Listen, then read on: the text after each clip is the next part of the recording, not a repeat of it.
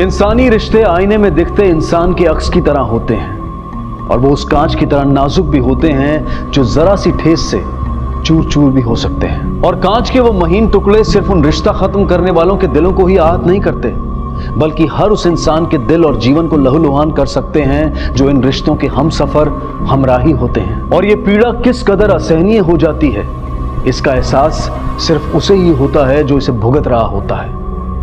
ऐसी ही आप बीती की कहानी कहता है हमारा आज का क्राइम पेट्रोल डायल 100 का ये एपिसोड।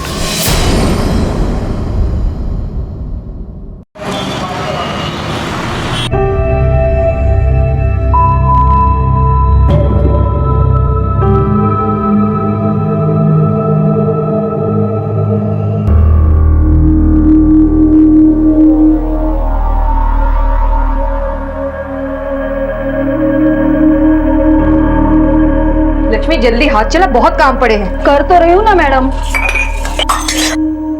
लक्ष्मी ये क्या है, हाथ में जान नहीं है तेरे?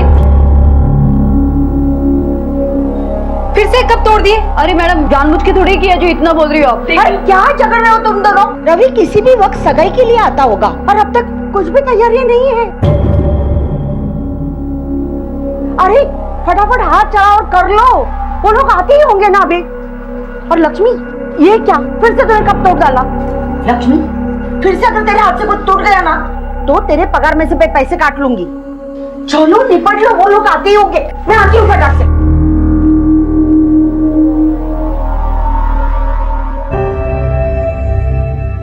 वाह परी लग रही।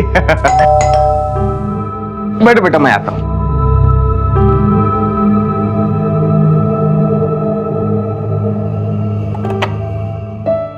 आइए। नमस्ते। कैसे? बढ़िया, आइए आइए, आप भी आइए, आइए अंदर आइए।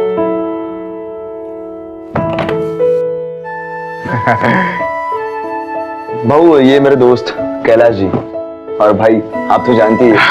नमस्ते। और दादा और वहीनी साथ में आने वाले थे लेकिन वहीनी को काम निकला इसलिए नहीं आए। अरे कोई बात नहीं, भाभी नहीं आई तो, पर सगाई की अंगूठी तो नहीं घर पे भूल गए? ये क्या भूलने वाली बात है क्या दादा? नहीं, मैं खुद अपनी सगाई में भूल गया था। बाबा ने जो गालियां दी पूछो मत।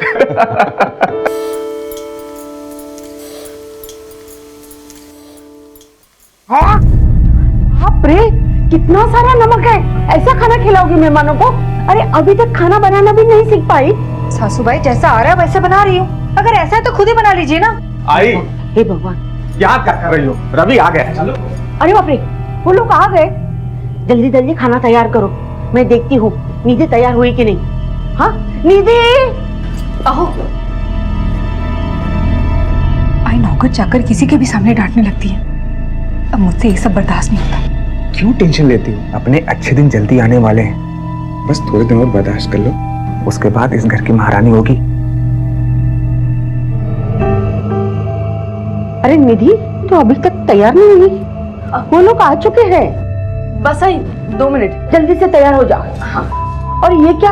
अरे रिया, कुड़ी तो अब तक तैयार नहीं हुई। मैंने बोला था ना तुझे तैयार होने के लिए। जल्दी से तैयार हो जा और अपने भाई को भी तैयार करना। अजी मैंने ढूंढा था रेहान को, पर वो कहीं दिखा ही नहीं। कहीं नहीं दिख रहा है मतलब? कहाँ गया है वो? मम्मी मुझे नहीं पता वो कहाँ गया।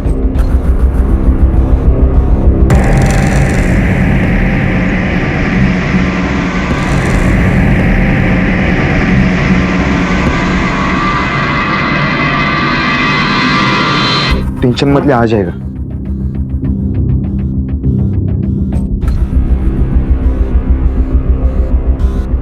रिया, रेहान कहाँ गया है? मम्मी मुझे नहीं पता वो कहाँ गया। अरे ऐसे कैसे हो सकता है? रियान को सब जगह ढूंढा, कहीं उसका पता नहीं चला। उसके दोस्तों से पूछा तो उनमें से किसी ने उसको सुबह से देखा तक नहीं।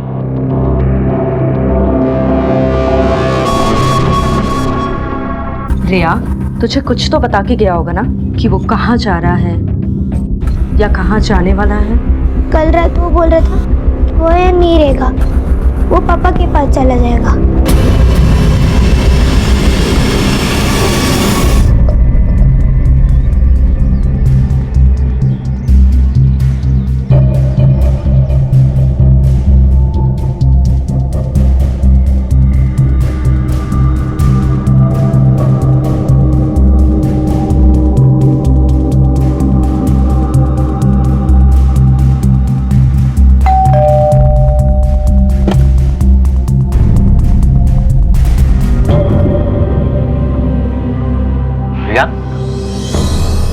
बेटा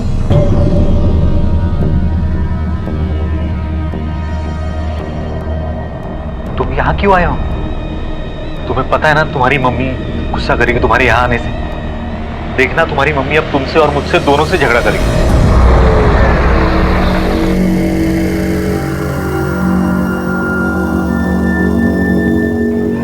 बेटा तुम्हें यहाँ नहीं आना चाहिए था। मुझे उन लोग के साथ नहीं रहना, मुझे आपके साथ रहना है। बेटा कितनी बार समझाऊं तुम्हें, तुम मेरे साथ नहीं रह सकते। कोर्ट ने तुम्हारी कस्टडी तुम्हारी मम्मी को दी है, इसलिए। पापा मम्मी शादी कर रही है।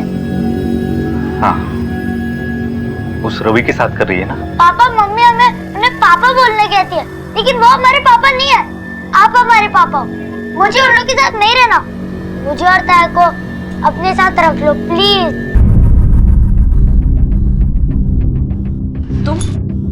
तुम यहाँ क्या कर रहे हो? तुझे मना किया था ना यहाँ आने से। हाँ, क्यों आया है फिर? समझ नहीं आता है तुझे? तुम्हारे मारने से नहीं समझेगा। मैं भी यही कहना चाहती हूँ कि ये एक बच्चा है जिसकी कस्टडी मुझे मिली है। अगर तुमने इसे बहलाने फुसलाने की कोशिश की तो मैं तुम्हें नहीं छोड़ूंगी। और एक बात याद रख लो कि अब इसका तुम्हारे साथ कोई ना था। मुझे आपके साथ नहीं रहना, मुझे पापा के पास रहना है। पापा के पास रहना है ना? चल घर चल कर बता। चल पापा पापा पापा पापा चल पापा चल। 10 और 11 साल के रेहान और रिया अचानक बड़े हो गए थे और माँ बाप के अलग होने से अपने आप को असुरक्षित और लगभग अनाथ महसूस कर रहे थे। हर इंसान को उम्मीद की नजर से देखते कि शायद कोई तो उनका सहारा बने। माँ बाप का प्यार और उनकी परवाह हर बच्चे का हक है, जिससे दोनों महरूम थे और हालात को अच्छी तरह से समझ रहे थे। माँ की अनदेखी और बाप की मजबूरी के बावजूद बच्चे पूरी कोशिश कर रहे थे अपने बचपन को बचाने की, लेकिन उनकी इस कोशिश पर शायद पानी फिर चुका था।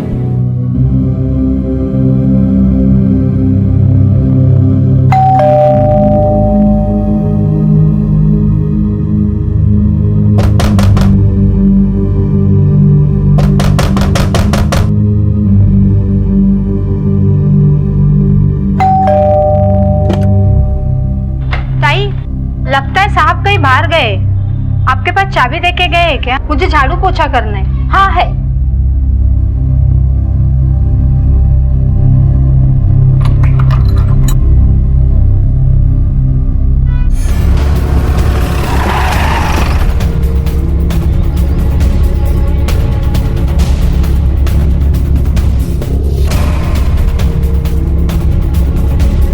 बॉडी को सबसे पहले घर में काम करने वाले भाई ने देखा था।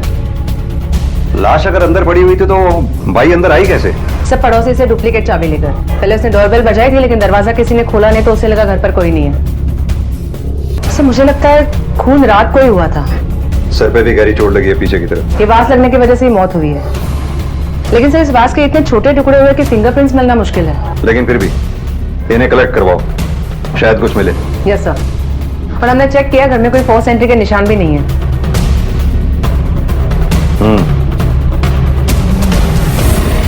लगता है कातिल इसका कोई जानकार था, तभी दरवाजे पे फोर्स एंट्री के निशान नहीं है। बिल्डिंग में सीसीटीवी है क्या?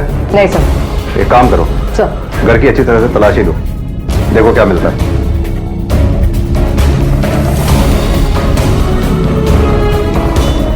सर, ये इन्वेलप मिला है।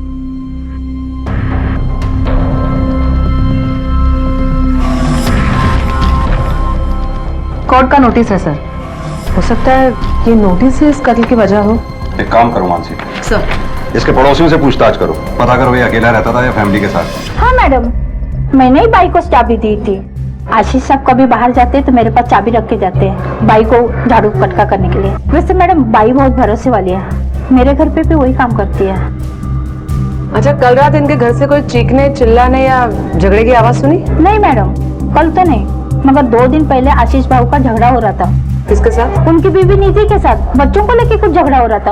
अगर तुमने इसे बहलाने फुसलाने की कोशिश की तो मैं तुम्हें नहीं छोड़ूंगी। अच्छा, अगर ये शादीशुदा और बाल बच्चे वाला आदमी है तो उसकी फैमिली कहाँ है? डिवोर्स के पहले साथ में ही थी सर। बाद में निधि अपने बच्चों को लेके अपनी माँ के घर चली गई। डाइवोर्स की कोई खास वजह? दोनों एक दूसरे पे शक करते थे। वो बोलता था तेरा चक्कर चल रहा है, ये बोलती थी तेरा चक्कर चल रहा है। जब बात खुली तो पता चला निधि का ही चक्कर चल रहा था। ये तो बेचारा बहुत शरीफ था।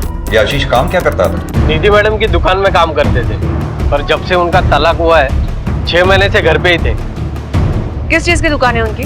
ज्वेलर्स का शॉप था, चामुंडा ज्वेलर्स के नाम से। आपके पास आशीष की बीवी और उसके ससुराल वालों का फोन नंबर भी तो होगा, आप लोगों ने उन्हें फोन नहीं किया? मैंने तो नहीं किया और मुझे नहीं लगता किसी और ने भी किया होगा। ऐसा क्यों? सर, क्यों करेंगे उस नक्छड़ी औरत से बात? पता नहीं वो अपने आप को क्या समझती है, बड़े पैसे का घमंड है उसे। अच्छा, ये आशीष की बीवी निधि रहती कहाँ है? हाँ हाँ, मैं 5 मिनट में दुकान पहुंच जाऊंगी। हाँ, वहीं पर मिलती हूँ। आई, मैं दुकान जा रही हूँ, आ जाऊंगी। हाँ। अरे तुम दोनों सुनो, स्कूल से ना सीधा घर आना।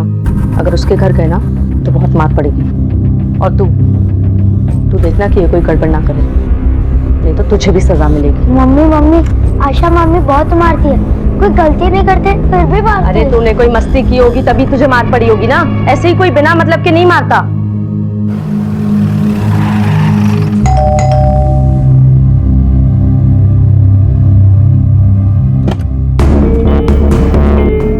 निधि ना आए?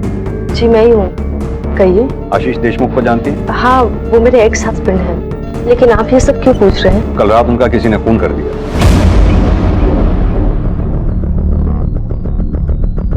आशीष से आपका रिश्ता कैसा था? मेरा मतलब कोई मनमुटाव या अनबन? सर, 6 महीने पहले मैंने उससे डिवोर्स ले लिया था, उसके बाद हमारी कभी बात नहीं हुई, तो मनमुटाव या अनबन की तो बात ही नहीं बनती सर। डाइवोर्स की कोई खास वजह?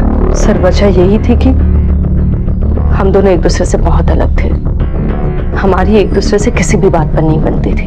क्या ये बात सच है कि आपके बिजनेस की तरक्की में आशीष का हाथ था? हाँ सर।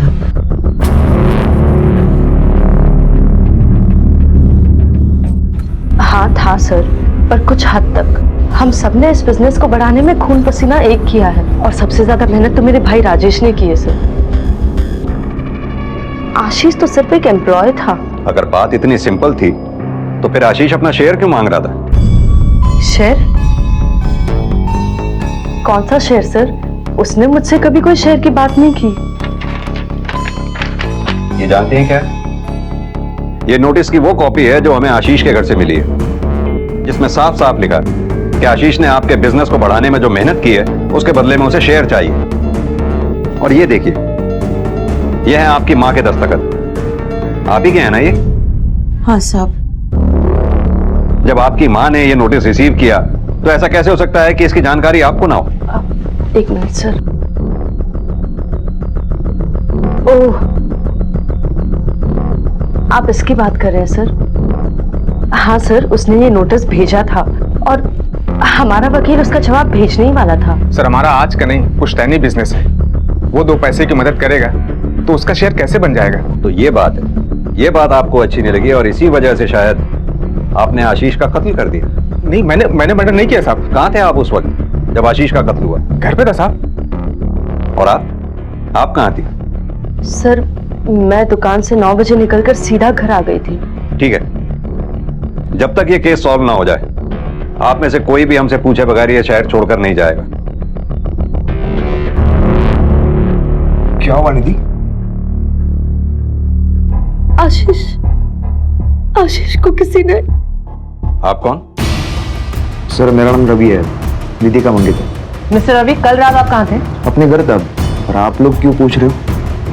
पूछना हमारा काम है। चलो।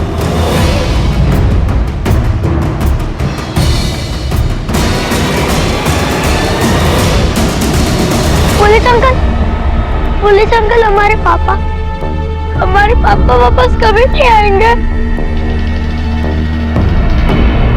तुमसे क्यों पूछ रहे?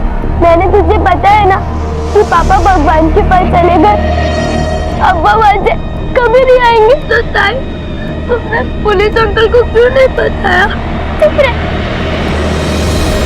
मानसी, हो सकता है आशीष का कत्ल इस नोटिस की वजह से किया गया हो। तलाक के बाद उसने अपनी मेहनत का हिस्सा मांगा हो जो इस परिवार वालों को अच्छा ना लगा हो, और इसी बात से नाराज होकर फैमिली के ही किसी मेंबर ने आशीष का कत्ल कर दिया हो। पर वो हो कौन सकता है? सर, मुझे लगता है ये काम रवि का भी हो सकता है। जवान आदमी है लेकिन फिर भी अपने से बड़ी उम्र की, तलाकशुदा और 2 बच्चों की माँ से शादी कर रहे हैं। वो निधि नहीं बल्कि उसके बिजनेस के लिए उससे शादी कर रहे हैं। जाहिर सी बात है आशीष का नोटिस उसे अच्छा नहीं लगा होगा। लेकिन निधि अकेली इस बिजनेस की हिस्सेदार नहीं है, उसका भाई भी तो है। लगता है फैमिली हमसे कुछ छुपा रही है। वरना माँ के इस तरह से हाँ कहने पर पूरी फैमिली चौंकती नहीं। एक काम करो, इस फैमिली का कच्चा चिट्ठा निकालो, जो भी सच है वो सामने आ ही जाएगा। Yes sir. वैसे तो सब लोग अच्छे हैं साहब, पर ये राजेश बाबू और उसकी बाइको है ना, एक नंबर के चैप्टर लोग हैं। वो आशा मैडम है ना, ये एक नंबर की निच्चड़ है। जैसे ही मेरा पगार होता है ना, तो 100 रुपए कमीशन के लिए मेरे सामने हाथ फैलाती है और ये बोलती है कि ये काम मुझे उसने दिलाया। अच्छा, ये निधि किस तरह की इंसान है? निधि मैडम तो अच्छी है, पर मालूम नहीं आशीष बाबू को उन्होंने क्यों खाली पीली छोड़ दिया। आशीष बाबू तो बहुत अच्छे इंसान थे, अपने बच्चों को प्यार भी बहुत करते थे, लेकिन ये रवि है ना, मेरे को एकदम हटेला लगता है साहब। अब आप ही बोलो साहब, कोई अपने से बड़े उम्र के औरत के साथ शादी करेगा क्या, वो भी 2 बच्चों की माँ से? ठीक है, तुम जा सकती हो। हाँ साहब। मैडम, ये आशीष देशमुख की पोस्टमार्टम रिपोर्ट। सर,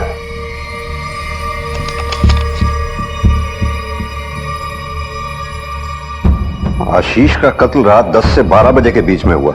मौत सिर के पिछले भाग में गंभीर चोट लगने की वजह से हुई।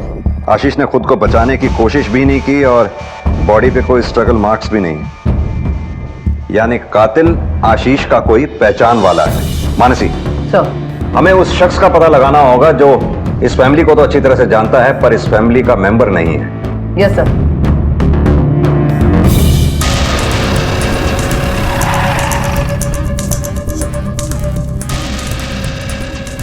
इस दुकान का मैनेजर कौन है? जी मैं हूँ, कहिए। कितने साल से काम कर रहे हैं आप चामुंडा ज्वेलर्स में? 36 साल हो गए साहब। जब भी रघुनाथ जी ने पहली दुकान खोली ना, तब से। और वो आशीष, वो कब से काम कर रहा था? बहुत कम उम्र में आया था सर वो, करीब 20 साल हो गए। यानी आशीष और निधि के बीच अफेयर काम के दौरान हुआ? नहीं सर, निधि की तो अरेंज मैरिज थी। लव तो उसे कोई संग्राम शिर्के नाम के आदमी से था, जिसे वो रघुनाथ जी बिल्कुल पसंद नहीं करते थे। आपके कहने का मतलब है कि ये शादी निधि की मर्जी के खिलाफ हुई थी? जी सर, आप ऐसा कह सकते हैं। वैसे रघुनाथ जी को निधि को उस संग्राम से अलग करना था, तब भी आशीष एक नई दुकान की प्रपोजल लेके उनके पास आ गए। उससे वो बहुत खुश हो गए। एक दिन मैं दुकान के अकाउंट्स लेके उनके घर गया था, तो मैंने देखा सर ये पिछले महीने का अकाउंट स्टेटमेंट है, किससे कितना पैसा आना बाकी है और निधि, एक मिनट, मैंने तुमसे कहा था ना इतनी देर तक रात में मत घूमना। कहां से आ रहे हो इतनी रात को? पापा, वो तुम्हारी शादी होने तक तुम अब घर से बाहर पैर नहीं रखोगी, समझी? शादी? मैंने तुम्हारी शादी आशीष से तय कर दी है और वो बहुत। बाबा प्लीज, मैं आशीष से शादी नहीं करूंगी। मैं सिर्फ संग्राम। अगर तुम्हारे मुंह से संग्राम का नाम दोबारा निकला और तुमने आशीष से शादी नहीं की, तो मैं तुम्हें जायदाद से बेदखल कर दूंगा।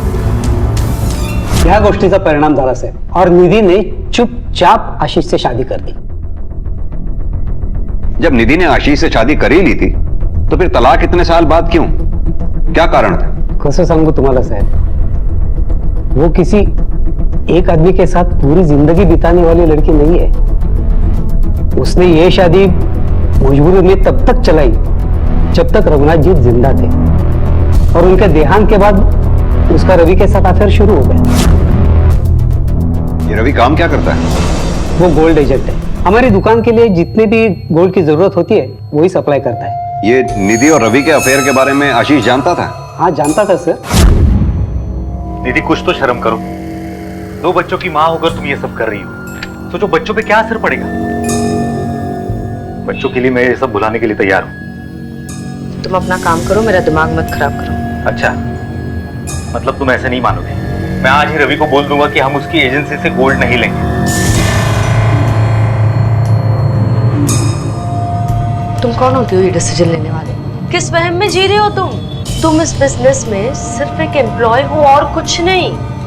और मैं कोई तुमसे प्यार नहीं करती, ना ही तुम्हारे प्यार में पागल हूँ। ये तो बाबा ने मेरी शादी जबरदस्ती तुमसे करवा दी, और अब वो है नहीं तो मुझे कोई नहीं रोक सकता। मुझे जो चाहिए मैं वही करूँ, समझ गए?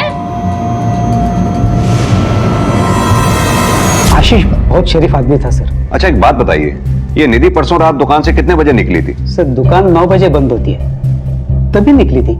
और ज्वेलरी की आप लोगों की कितनी दुकानें हैं? 3 दुकानें हैं सर, 2 यहाँ मुंबई में और एक नई मुंबई में। यहाँ की एक दुकान निधि संभालती है और दूसरा रवि। और वो नवी मुंबई वाली दुकान राजेश देखता है? राजेश का दुकान देखता है सर, उसको तो दुकान में एंट्री नहीं है। वो क्यों? जब रघुनाथ जी जिंदा थे, राजेश ने एक बहुत बड़ा गफला किया था सर। कैसा घपला? उसने नकली ज्वेलरी किसी कस्टमर को बेची, असली ज्वेलरी चुपके से दूसरे कस्टमर को बेची और सारा पैसा खा गया। लेकिन आशीष ने उसकी ये चोरी पकड़ी थी और तभी से रघुनाथ जी ने उसके लिए दुकान में एंट्री बंद कर दी, जो आज तक बंद है। सर रघुनाथ जी को यह बात इतनी बुरी लगी कि उन्होंने अपनी वसीयत में सारी जायदाद निधि और उनकी पत्नी के नाम कर दी और राजेश को हर महीना सिर्फ 10,000 मिलेंगे ऐसा लग दिया। थोड़ा और डालना मैं। कौन बे? अरे सब क्या हुआ? साहब मुझे यहाँ क्यों लेके आए? एक बात बता, ज्वेलरी की तुम्हारी 3 दुकानें हैं ना? हाँ साहब। कौन सी संभालता है? साहब मैं किसी भी चला जाता हूँ जिसपे निधि बोलती है। संभालना तो दूर, हमें यह भी पता है कि तीनों दुकानों में तेरी एंट्री तक बैन है, जिसकी वजह है आशीष। उसने तुझे चोरी करते हुए पकड़ लिया था, इसलिए तूने उसका कत्ल कर दिया है ना? साहब ये सच है कि उसकी वजह से मेरी एंट्री बंद है, लेकिन कभी मैं बदला लेने के बारे में सोचा तक नहीं साहब। आशीष उस रात मैं घर पे ही था, कहीं बाहर नहीं गया। मुझे लगता है कि कोई और है इसके पीछे। साहब कौन? रवि साहब। साहब रवि आदमी नहीं सांप है, वो हमारा बिजनेस हाँपना चाहता है। आशीष ने जब अपना हिस्सा मांगा तो उसको लगा कि आधा बिजनेस लेके जाएगा। साहब मुझे ऐसा लगता है कि उसी ने खून किया।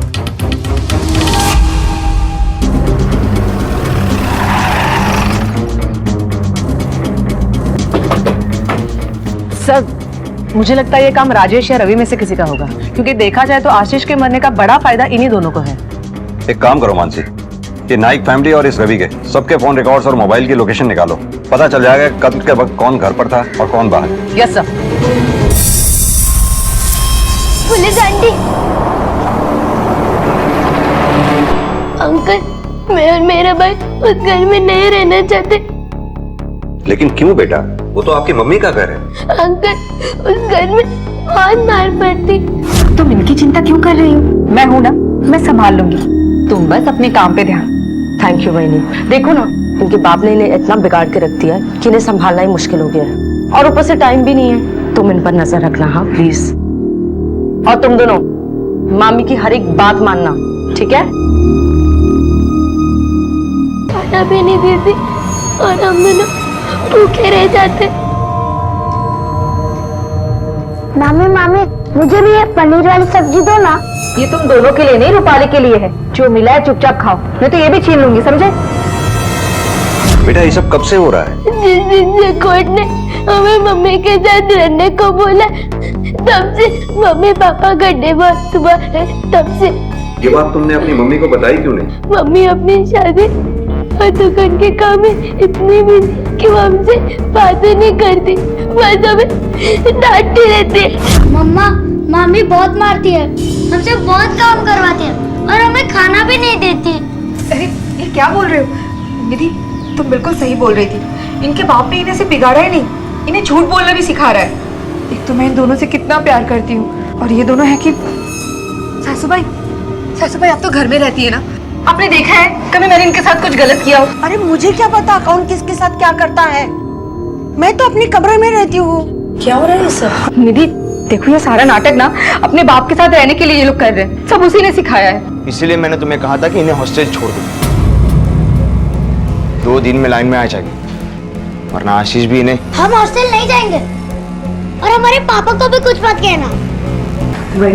इन दोनों को कमरे में बंद कर दो, कितना भी रो, कितना भी गिड़गिड़ाए, इन दोनों को खोलना मत जब तक मैं नहीं आती। आपके पापा कैसे? अंकल हमारे पापा बहुत अच्छे थे और हमसे बहुत प्यार करते थे, पर वो भी कभी नहीं आएंगे। पानी नहीं जी अंकल, अब मुझे घर जाना, देर हो गई तो मामी बहुत मारेगी।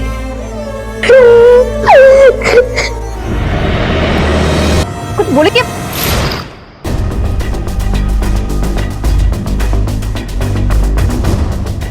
सर ये दोनों बच्चे बहुत ही शरारती हैं, बहुत ही बिगड़े हुए हैं। लेकिन इसका ये मतलब हरगिज नहीं कि आप इन्हें मारें। आप जानती हैं, अगर ये बच्चे आपके खिलाफ पुलिस कंप्लेंट कर दें तो हम आपको चाइल्ड टॉर्चर के केस में गिरफ्तार कर सकते हैं। आइंदा ऐसा ना हो, ये आपको पहली और आखिरी वार्निंग है। जी सर। और आप, कोर्ट अक्सर माँ को बच्चों की कस्टडी इसलिए देती है क्योंकि माँ बच्चों की देखभाल बेहतर तरीके से कर सकती है। आपके केस में तो बिल्कुल उल्टा ही है। आपने तो पलट कर देखा तक नहीं कि आपके बच्चे किस हाल में जी रहे हैं।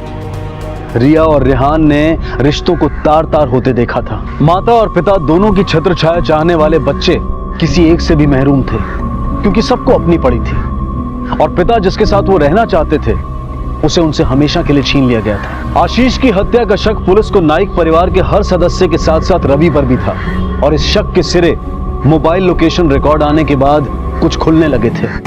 सर दोनों, सर नाइक फैमिली के कॉल रिकॉर्ड और ये मोबाइल लोकेशन। ठीक है।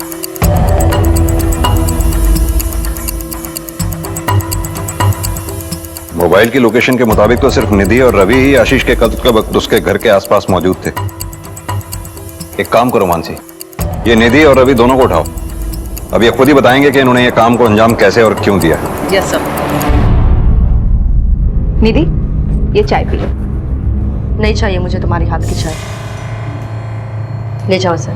निधि, मैंने तुम्हें अपने बच्चे सौंप दिए थे ताकि तुम उनका ध्यान रख सको, और तुमने उन्हें नौकर बना दिया, मारपीट की उनके साथ। बहनी शर्म नहीं आई तुमको? अरे वाह, ये तो हद ही हो गई। मेरे पति को बिजनेस से बाहर कर दिया और नौकरों की तरह 10,000 के पगार में बांध दिया, और मुझे तो नौकरानी बना दिया, और अब मुझे यहाँ आके दिखा रही हो। अगर ऐसा है ना तो खुद ही संभालो अपने बच्चों को। मुझे भी ये सब कुछ करके गाली खाने की कोई इच्छा नहीं है।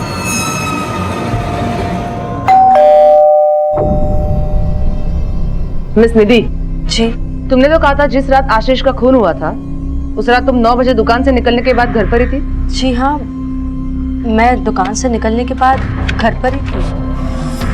तुम्हारा मोबाइल लोकेशन आशीष का घर दिखाई दे रहा है। अगर तुम घर पर ही थी तो शायद तुम्हारा मोबाइल अकेले गया होगा आशीष के घर। चलो गाड़ी में बैठो। गाइला चलो। और मैडम, अब इसे कहाँ लेके जा रही हो? मम्मी मम्मी मम्मी, आज पुलिस आंटी मम्मी को कहाँ ले गई? ये देखिए, आपके बजट में और मजबूत भी है। चलो, आपको बड़े सामने पुलिस स्टेशन में बुलाया है।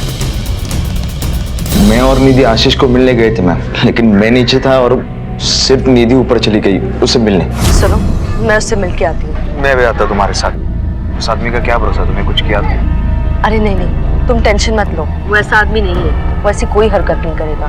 ठीक है, 10 मिनट के अंदर वापस नहीं आए तो मैं ऊपर जाऊंगा। ठीक है। क्यों गई थी तुम आशीष के घर? उसके भेजे नोटिस के बारे में बात करनी। मैं उसे समझाने गई थी कि उसका उसमें कोई शय नहीं बनता, और मुझे लगा था कि वो समझ जाएगा, लेकिन सर जब मैं वहां पहुंची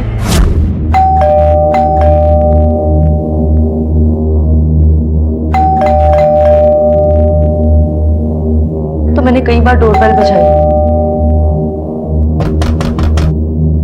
लेकिन उसने दरवाजा नहीं खोला। तो मैंने अपनी डुप्लीकेट की से दरवाजा खोला,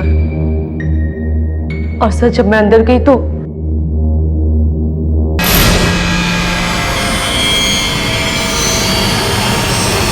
सर उसके बाद रवि ने मुझे अपने घर छोड़ा और वो भी चला गया। तुम दोनों के मोबाइल की लोकेशन के मुताबिक आशीष के यहाँ जाने से पहले तुम दोनों अपने अपने घर पर थे, यानी तुम दोनों वहां अलग अलग पहुंचे। जी सर। तो तुम वहां पहले पहुंची थी या रवि?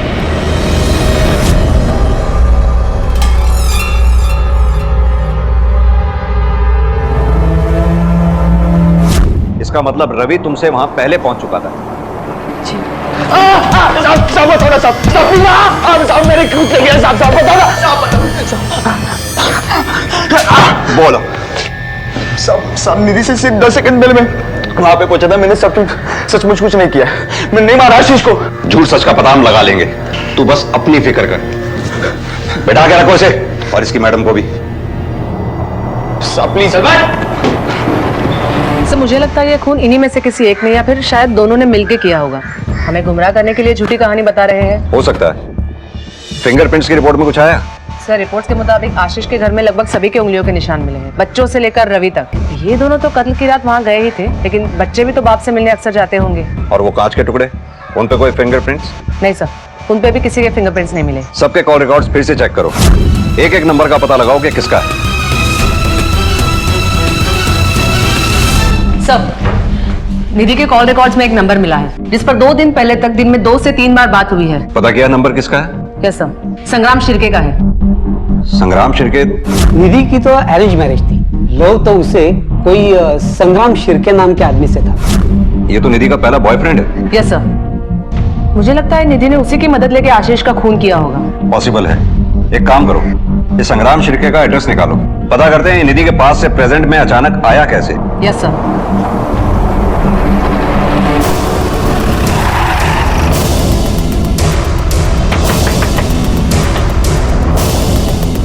संग्राम शिर्के? जी मैं ही संग्राम शिर्के हूँ, कहिए। अब बता, जब निधि और तेरा अफेयर 12 साल पहले खत्म हो चुका था तो फिर अब तू अचानक कहां से टपक पड़ा? साहब निधि ने मुझे धोखा दिया था साहब, उसके बाद मैं मुंबई छोड़ के बैंगलोर शिफ्ट हो गया था साहब। 3 महीने पहले ही वापस आया साहब। एक दिन निधि मुझे मार्केट में मिली साहब। दादा ही बिल्डिंग कुठे? हाँ इकडून दुसरी बिल्डिंग। ठीक है, हाँ थैंक यू। संग्राम? निधि? संग्राम तुम यहाँ? यहाँ मतलब? ये मेरी ही तो दुकान है। ये सब छोड़ो, ये बताओ तुम कैसे हो? बुरा चल रहा है सब कुछ, नौकरी भी नहीं है। मैं कुछ मदद कर सकती हूँ? तुझे पता है निधि की पहली शादी टूट चुकी है और अब वो दूसरी शादी करने जा रही है। हाँ पता है साहब। उसके बावजूद भी तुम दिन में 3-3 बार उससे इतनी लंबी बातें करते थे। नहीं साहब, मैं तो बहुत कम फोन करता था उसको, वही बार बार मुझे फोन करती थी साहब। और वो बोलती थी। सीधी तरह से बताएगा या मैं अपने ढंग से पूछूं? बताता हूँ साहब। उसने मुझे आशीष का खून करने के लिए कहा था साहब, सुपारी दे रही थी आशीष की, और इस काम के लिए काफी सारे पैसे भी देने की बात कर रही थी साहब। उन्हीं काफी सारे पैसों की लालच में तूने आशीष का खून कर दिया है ना? तुमने आशीष को मारने की सुपारी दी थी? सुपारी? नहीं सर।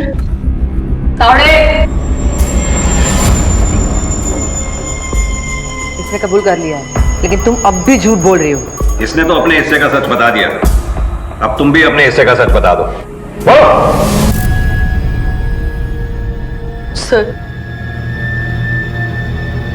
सर वो आशीष मुझे धमकी दे रहा था कि वो मेरे दोनों बच्चों की कस्टडी छीन लेगा, कोर्ट में अपील करेगा, बिजनेस का शेयर लेके रहेगा, और उसके लिए उसने मुझे नोटिस भी भेजा था। मैं बहुत परेशान हो गई थी, समझ ही नहीं आ रहा था क्या करूं। और तभी मैंने संग्राम को उसे मारने के लिए कहा था, लेकिन सर उसने मना कर दिया। क्योंकि इसने मना कर दिया उसे मारने के लिए तो तुमने यह काम किसी और से करवाया? नहीं सर मेरा यकीन कीजिए सर, मैंने ना तो मर्डर किया और ना ही करवाया है। सर प्लीज मेरा यकीन कीजिए, मैंने नहीं किया है सर, मैंने उसे नहीं मारा है सर, नहीं मारा है मैंने। देखा आखिरी बार तेरे को कह रहा हूँ, अपने हिस्से का मेरा नाम कर दे, वरना तू समझ ले। तू क्या करेगा? हाँ क्या करेगा? मैं तेरे नाम पे कुछ भी लिख के देने वाली नहीं हूँ, समझा? अरे क्यों जिद कर रही हो? अब हम दोनों ही तुम्हारे बुढ़ापे का सहारा है। निधि वापस नहीं आने वाली। निधि ने और रवि ने आशीष का खून किया, समझी? तुम झूठ बोल रहे हो। मेरी मम्मी ने मेरे पापा को नहीं मारा। सर निधि शुरू से हर बात पे हमसे झूठ बोल रही है, अब भी वो हमें गुमराह कर रही है। मुझे लगता है ये खून उसने किया नहीं होगा, किसी और को सुपारी देकर करवाया होगा। नहीं मानसी, अगर निधि ने किसी और को सुपारी दी होती तो उस क्रिमिनल का नंबर निधि के कॉल रिकॉर्ड्स में जरूर मिलता। हमारे हाथ में अभी भी कोई सॉलिड प्रूफ नहीं है। सर अभी वायरलेस पे खबर आई है, मार्केट के पीछे वाली गली में 9-10 साल के लड़के की लाश मिली है, और सर 11-12 साल की लड़की जख्मी हालत में मिली है। लड़की को हॉस्पिटल में भेज दिया है। लड़की का नाम रिया है। सर के पीछे किसी भारी चीज या पत्थर से वार किया गया। एक काम करो, जरा आसपास अच्छी तरह से छानबीन करो, देखो कोई मर्डर वेपन मिलता है क्या। Okay sir. मानसी एक बात समझ में नहीं आई, ये बच्चे इतनी रात को यहाँ कर क्या रहे थे? Gaitonde yes sir. सबसे पहले इसे किसने देखा था? सर इन्होंने देखा। मैं अपनी ड्यूटी खत्म करके घर जा रहा था, अचानक इधर से एक बच्ची की रोने की आवाज आई। मैं दौड़कर इधर आया, देखा तो लड़का मर चुका था। सर हॉस्पिटल से फोन आया था, लड़की को होश आ गया। रिया बेटा कैसी हो? कैसे हुआ ये सब? किसने किया? अंकल, मामा ने हम दोनों को घर से बाहर निकाल दिया। क्यों? देख बुढ़िया, चुपचाप साइन कर दे, वरना आशीष को इधर भेजा ना, तेरे को भेज दूंगा, समझी? बेटा तुम्हें अच्छी तरह याद है तुम्हारे मामा ने यही कहा था। अंकल वाजी भी थी, मामा ने उनके सामने बोला, फिर हम दोनों को घर से बाहर निकाल दिया। जब हम आपके पास आ रहे थे तभी उन्होंने हमें मारा था। कहाँ जा रहे हो तुम दोनों? हम लोग पुलिस अंकल के पास जा रहे हैं। पुलिस के पास? अभी ले चलता हूँ तुम दोनों को पुलिस के पास। उसके बाद मैं वहीं गिर गई। अंकल रेहान का है, वो कैसे? वो ठीक है ना? डॉक्टर को बुलाओ जल्दी। बेटा रेहान ठीक है, तुम अपना ख्याल रखो, जल्दी से ठीक हो जाओ। अब मैं सच कह रहा हूँ, मैंने किसी को नहीं मारा है। वो मैंने आई को डराने के लिए ऐसा बोला था। आई शपथ साहब, मैंने सच में किसी को नहीं मारा। साहब आपने बोला ना कि मैं बच्चों के पास बाइक से गया था। हाँ।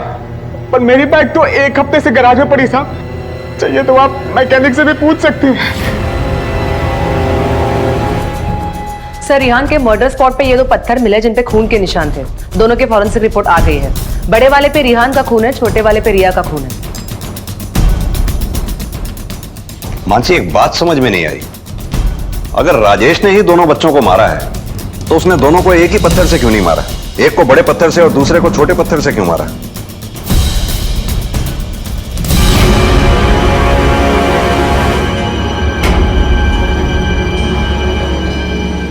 रेहान का वो कैसा?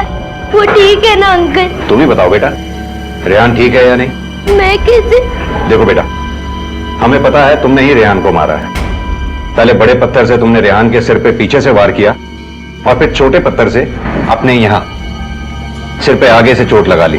क्यों किया तुमने ऐसा? बोलो बेटा, बताओ तुमने अपने भाई रेहान को क्यों मारा? क्योंकि अंकल, क्योंकि मुझे पता था कि पापा को मैंने ही मारा है।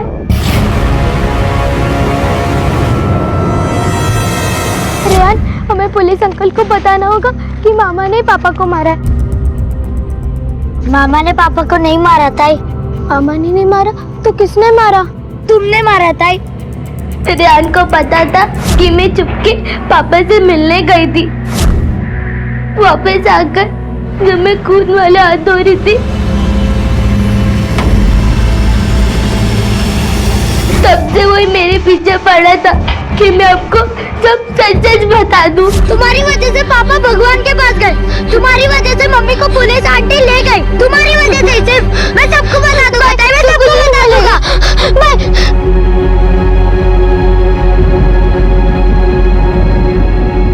लेकिन बेटा तुमने अपने पापा को क्यों मारा? क्योंकि मैं और यार पापा के साथ रहना चाहते थे, पर वो हमें अपने साथ भी नहीं रखना चाहते थे। पापा, हमें आपके साथ रहना है।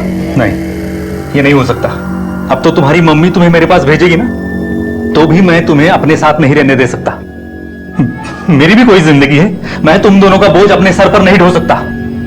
तुम यार जाओ प्लीज, चलो जाओ। कुछ नहीं मेरे पास तुम्हें देने के लिए, जाओ।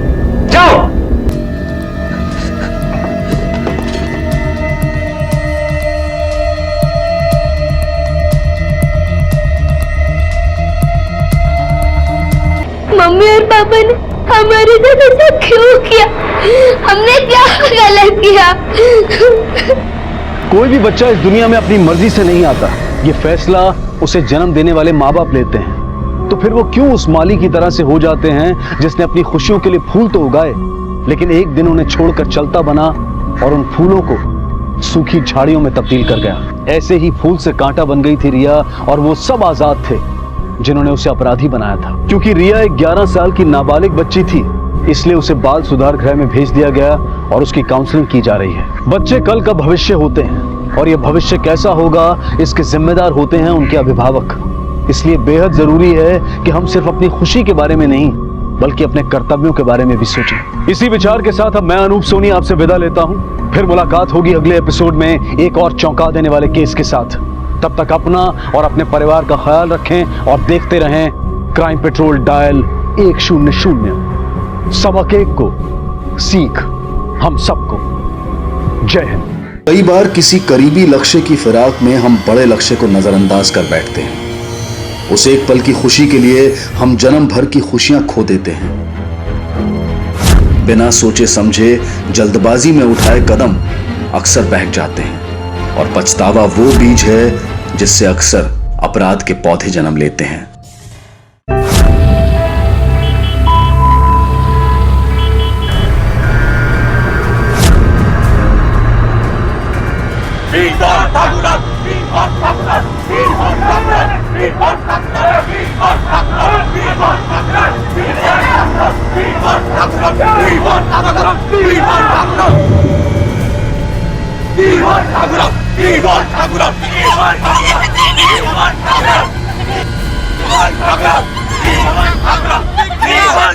Hello hello police.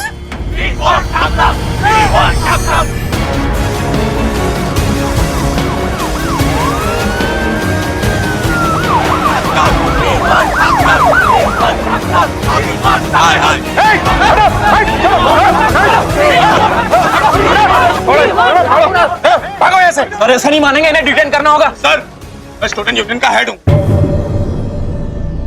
और ये हम स्टूडेंट और टीचर के बीच का मामला है। आप लोग इसमें मत पड़े तो बेहतर होगा। जितनी तेरी एज है ना उससे ज्यादा पुलिस डिपार्टमेंट का एक्सपीरियंस है मेरे पास। चुपचाप खड़ा रहे। राजेश इनकी फैमिली को घर पहुंचाओ। ठाकुर सर ये क्लास अभी डिसमिस नहीं हुई है। लोग वापस आकर आपकी क्लास लेंगे और ये मत सोचना इन पुलिस वालों को बुलाकर आप बच गए हो। चलिए आप चलिए प्लीज चलिए। कहते हैं कि हमारे जीवन में शिक्षक का महत्व माता पिता से भी ऊंचा होता है। माता पिता से हमें जिंदगी तो मिलती है लेकिन जिंदगी जीने का तरीका हमें हमारे शिक्षक ही सिखाते हैं। मनमुटाव या तनाव रिश्ते में आम सी बात है। विचारों के मतभेद इस तनाव का मुख्य कारण बनते हैं। लेकिन जहां पर रिश्तों की अहमियत इस अहंकार से ज्यादा हो वहां रिश्ते संभल ही जाते हैं। और ऐसे छोटे मोटे मनमुटाव छात्रों और शिक्षकों के बीच भी देखने को मिलते हैं। लेकिन मुंबई के कांदीवली के इस कॉलेज में ऐसा क्या हुआ था कि जिसकी वजह से मर्यादा और तहजीब की सारी सीमाएं लांघ दी गई। आखिर क्यों कुछ बच्चे अपने कॉलेज के प्रिंसिपल के साथ इस तरह बर्ताव कर रहे थे, उन्हें सबके सामने बेइज्जत कर रहे थे। देखो मैं तुम्हारी मानसिक हालत समझ सकता हूँ लेकिन तुम्हारे कुछ जवाब मुजरिम को सलाखों के पीछे पहुंचा सकते हैं। क्या तुम्हारे साथ रेप हुआ है? किसने किया ये? हाँ सर मेरे साथ रेप हुआ। सर ठाकुर सर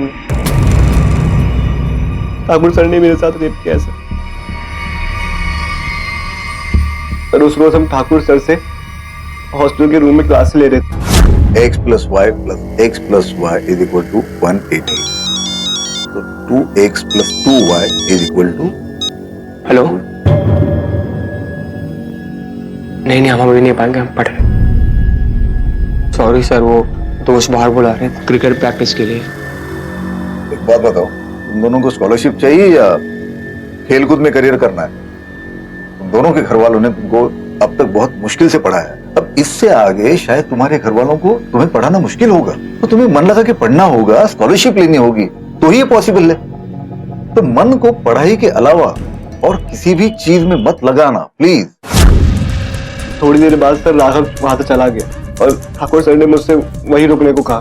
सर उन्होंने कहा कि एक चैप्टर और खत्म करूं।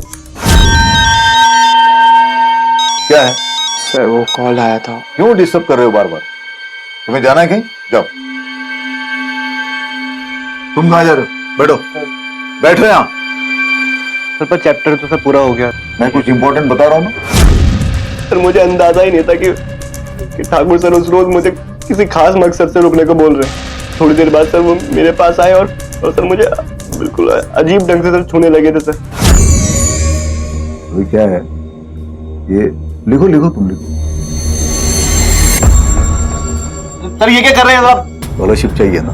हाँ हाँ सर, पर स्कॉलरशिप नहीं मिलेगी ना तो फैमिली का ध्यान कैसे रखोगे? उनकी तो उम्मीद है ना तुम पर। प्लीज सच पर ये क्या कर रहे हैं सर? सर ये क्या कर रहे हैं?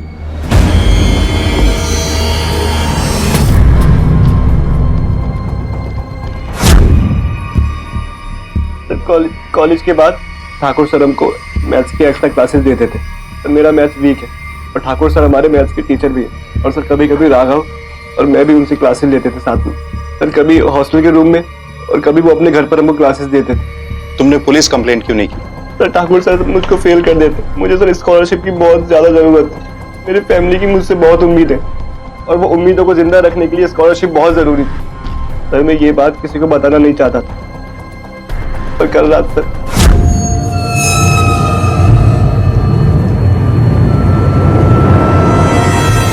छोड़ इसको। ये तू क्या कर रहा है यार? तू पागल हो गया क्या?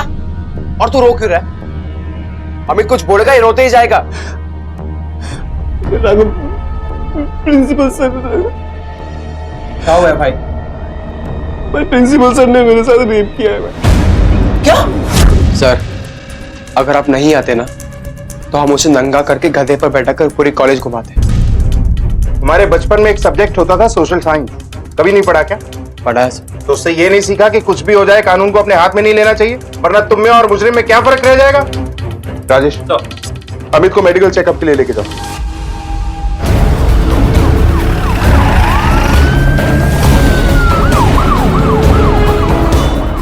मैंने अमित का रेप? आपको अमित ने कहा?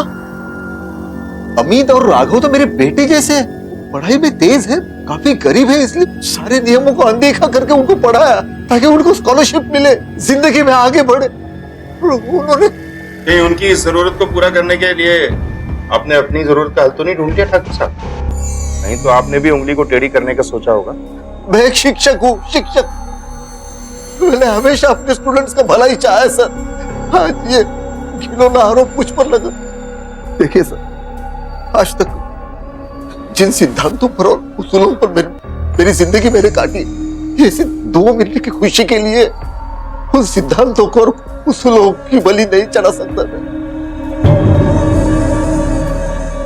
अब तो एहसास हो गया वाकई में कलयुग चल रहा है। इतना खिलौना आरोप मुझ पर। ये सही कह रहे, ये ऐसा कुछ कर ही नहीं सकते सर। सर इन्हें देखकर लगता नहीं कि इन्हें ऐसा कुछ करने की जरूरत है। सर 30 साल का टीचिंग करियर, एक बेटी एक बेटा, साथ में बीवी। सर उम्र के इस पड़ाव में इतने रेप्यूटेड कॉलेज के प्रिंसिपल होने के बाद सर मामला कुछ और ही है। राजेश, जुर्म करने की सोच एक ऐसी गंदी बीमारी है जो न वक्त देखती है, ना उम्र देखती है और ना ही इंसान देखती है।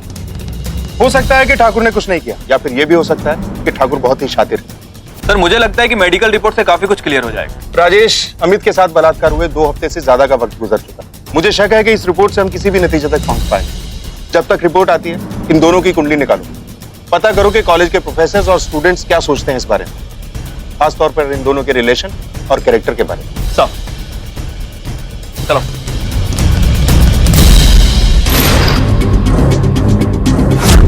सर ठाकुर सर और मैं एक साथ 16 सालों से पढ़ा रहे हैं। हमारा परिवार भी इतने ही सालों से एक दूसरे को जानता है। मुझे लगता है इतने साल काफी होते हैं किसी को समझने के लिए, और मुझे बिल्कुल नहीं लगता कि ठाकुर सर ऐसा कुछ करेंगे। सर मैं 100% कह सकता हूँ सर, ठाकुर सर ऐसा सब कर ही नहीं सकते। इवन सर उनके जैसा प्रिंसिपल तो किसी और कॉलेज में होगा भी नहीं। हमारा क्या कहना? सर मुझे तो वो बहुत स्ट्रिक्ट लगते थे। मैंने सुना है कि वो स्टूडेंट्स को ऑफिस में बुला के स्ट्रिक्टली पनिश करते थे, और सर स्टूडेंट्स वहाँ घंटों कान पकड़ कर बैठे होते थे। कभी देखा उन्हें किसी को पनिश करते हुए? नहीं सर, मैंने तो बस सुना है। सर मैंने जब ठाकुर सर के बारे में सुना तो मेरे कानों को तो भरोसा ही नहीं हुआ, और मुझे लगता नहीं कि वो ऐसा कुछ कर सकते हैं। अमित काफी डिसेंट लड़का है, वो झूठ क्यों बोलेगा? फिर बाकी तो भगवान ही जाने की सच क्या है। सर मैं यहाँ का सबसे ओल्ड स्टूडेंट हूँ। इतना उस ठाकुर को या बाकी के प्रोफेसर्स को मैं जानता हूँ ना, उतना कोई और नहीं जानता। सर वो ठाकुर एक नंबर का। पास संभाल के जुबान पे लाना। मैं तेरा टीचर नहीं हूँ जो केवल तुझे मुर्गा बना के छोड़ दूंगा। Sorry sir. सर मैं यहाँ का स्टूडेंट यूनियन हेड हूँ, तो यहाँ निगरानी रखता हूँ। वैसे सर मैंने एक बात हमेशा देखी है, ठाकुर सर उन बच्चों पर कुछ ज्यादा ही मेहरबान होते हैं जो थोड़े गरीब हैं। आप समझ रहे हैं ना सर मैं क्या कहना चाहता हूँ?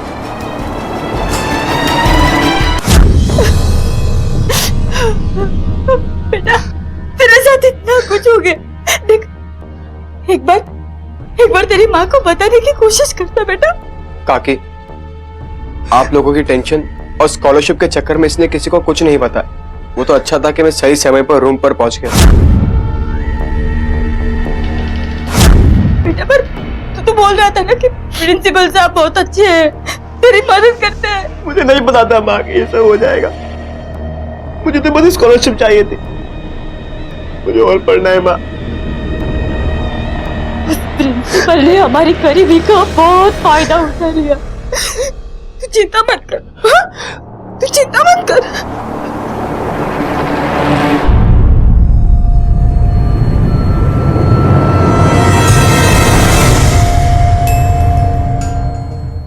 क्या चाहिए भी तुम्हें? हम लोग सोच रहे थे क्यों ना तेरे बाप को थोड़ा और सबक सिखाया जाए। क्या बोलता है? देख तेरे बाप ने चोरी छिपे अमित के साथ जो करना था कर लिया, पर हम लोग जो तेरे साथ करेंगे ना, कह के करेंगे। बहुत ज्यादा बोल रहे हो तुम, और अगर अब एक और शब्द मेरे पापा के बारे में बोला ना, नहीं तो क्या यही कपड़े उतार के डांस करेगा क्या? क्या आइडिया है? और हाँ बेटा, तेरे बाप के सामने से नंगा मत जाना, तेरा बाप ने बहुत जोश है। मार साले को, मार। कपड़े उतार इसके, उतार कपड़े उतार इसके। मुझे लगता है अब ये लोग हद से ज्यादा आगे बढ़ गए हैं, हमें पुलिस को बता देना चाहिए। कोई फायदा नहीं होगा, सबको यही लगता है अमित के साथ वो सब आप ही ने किया है, कोई हमारे सपोर्ट में खड़ा नहीं होगा।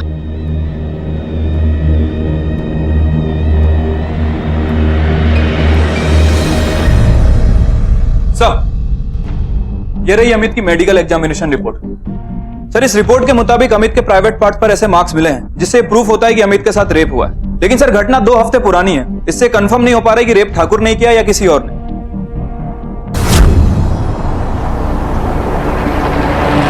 ठाकुर सर ने मेरे साथ रेप किया सर। इतना खिलौना आरोप मुझ पर। ये ऐसा कुछ कर ही नहीं सकते सर। राजेश, इस रिपोर्ट से आधा केस आईने की तरह साफ हो चुका है। अब जरूरत है ठाकुर को तोड़ने की। चलो। सर, मैं अपने बच्चों की कसम खा के कहता हूं सर, मैंने कुछ नहीं किया। अमित का रेप। चलिए 1 सेकंड के लिए मान लिया कि आपने ये सब नहीं किया, लेकिन फिर अमित आप पे इल्जाम क्यों लगा रहा है? मेरे साथ रेप हुआ है, ठाकुर सर ने मेरे साथ रेप किया सर। एक लड़का, अगर एक लड़की ये इल्जाम लगाती हम तो भी कुछ सोच सकते थे, और फिर वो मेडिकल रिपोर्ट के हिसाब से अमित के ऊपर रेप हुआ है।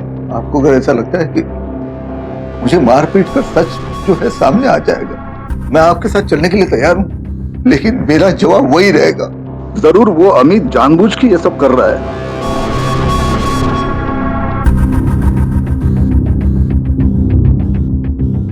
ठाकुर साहब, आप में और अमित में पास में ऐसा कुछ हुआ था जिसका मलाल अब तक उसके दिल में हो, और जिसका बदला लेने के लिए वो इस लेवल तक जा सकता है?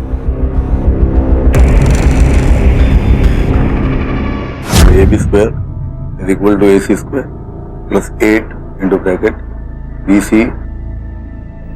AB square is equal to AC square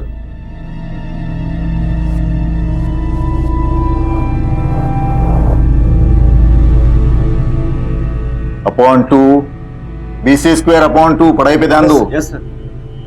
sir, वो पानी चाहिए था, पानी पी लूं? नहीं, रुको।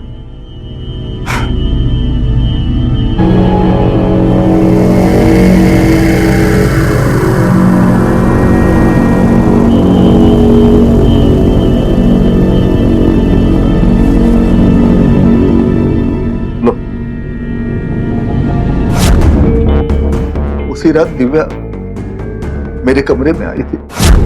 ये लड़का यहाँ पढ़ने आता है या ये सब करने आता है? देखिए, इन लोगों पर मेहरबानी करने की कोई जरूरत नहीं है। ये लोग तो जिस थाली में खाते हैं उसी में छेद करते हैं। रजनी, शांत हो जाओ। दिव्या, तुम्हारे दिल में अमित के लिए कुछ है? बिल्कुल नहीं पापा, डॉक्टर बनने से पहले मैं इन सब चीजों के बारे में सोच भी नहीं सकती। ये तुम्हारी बुक रखो, इसका इस्तेमाल सिर्फ पढ़ाई के लिए करना। ये तुम्हारी उम्र नहीं ये सब चीजें करने की। और तुम्हारी तसल्ली के लिए एक बात बता दो, दिव्या को तुम में कोई इंटरेस्ट नहीं, उसे अपना करियर और अपनी पढ़ाई इन चीजों पर ही कॉन्सेंट्रेट करना है। Let her do that. जाओ क्लास में जाओ। क्या सच में प्रिंसिपल ठाकुर ने अमित के साथ दुष्कर्म किया था, या कुछ ऐसा था जो अभी सामने आना बाकी था? आखिर क्या था इस घिनौने अपराध के पीछे का सच? अमित, इस केस में तुम्हारा बयान सबसे इंपॉर्टेंट है। तुम्हारा एक बयान गुनहगार को सजा भी दिला सकता है और किसी बेगुनाह को बेवजह फंसा भी सकता है। क्या सच में प्रिंसिपल ठाकुर ने तुम्हारे साथ रेप किया? हाँ सर, उन्होंने ही मेरे साथ ये सब किया।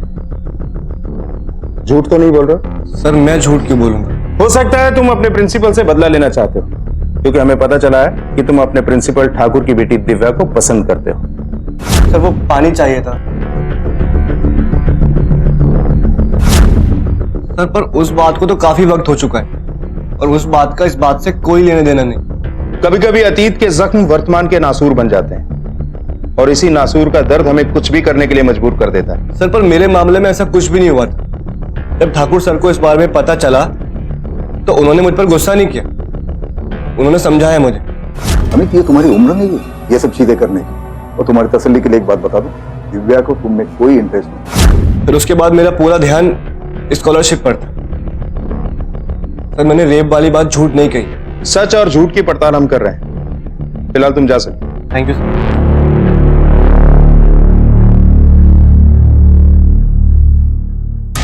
राजेश, इस केस में ऐसी कोई कड़ी जरूर है जो हमसे मिसिंग है, जिसके हाथ लगते ही मुजरिम के हाथ में हथकड़ियां हुई। हमें इस केस को और भी डीपली समझने की जरूरत है। ऐसा करते हैं कि कॉलेज और उसके आसपास के एरिया और कॉलेज से जुड़े हर शख्स से पूछताछ करते हैं। जिस शाम अमित के साथ ये सब कुछ हुआ, किसी ना किसी ने कुछ तो जरूर देखा हो। Yes sir.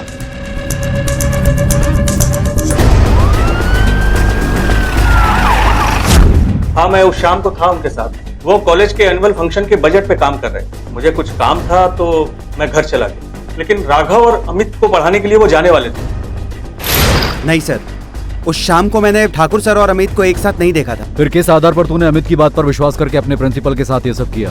सर कहीं ऐसा तो नहीं कि आप ठाकुर सर को बचाने के रास्ते ढूंढ रहे हैं? हम जो भी कर रहे हैं वो तो पता चल ही जाएगा। पहले एक बात बता, तू अपने प्रिंसिपल से इतना नाराज क्यों रहता है? सर मुझे वो लोग नापसंद हैं जो अपनी पोस्ट और पावर का गलत फायदा उठाते हैं। फिर तो तू खुद को भी नापसंद करता होगा, क्योंकि अभी तक तूने भी अपनी पोस्ट और पावर का सही इस्तेमाल नहीं किया। सर मुझे अच्छे से याद है, वो उस रात सोया भी नहीं था, बहुत डिस्टर्ब था। एक दो बार तो मुझे ऐसे लगा कि वो रो रहा है।